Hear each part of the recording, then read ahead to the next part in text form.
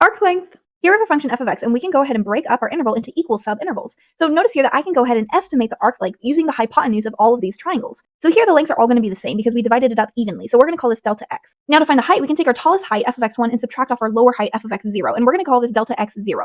We can actually solve for the hypotenuse using the square root of delta x squared plus delta y naught squared. So here, let's go ahead and find a general formula for the hypotenuse. Here we have the square root of delta x squared plus delta yk squared, and that's going to depend on the different heights of the triangles. So here, in order to get the arc length, I need to add all of these up. And so first I'm going to go ahead and multiply delta yk squared times 1. And the purpose of doing this is so I can factor out that delta x squared. So here I can separate the square roots, and when you have the square root of something squared, it just becomes delta x. So here I'm going to go take the limit as n approaches infinity as those subintervals become super, super small. So this is actually the definition of an integral. We have the integral from a to b, so from our first point all the way to our last point, we have the square root of 1 plus, and notice that delta yk divided by delta x quantity squared becomes the change in y over change in x, which represents the first derivative. And this delta x becomes our dx. And here we have the formula for arc length.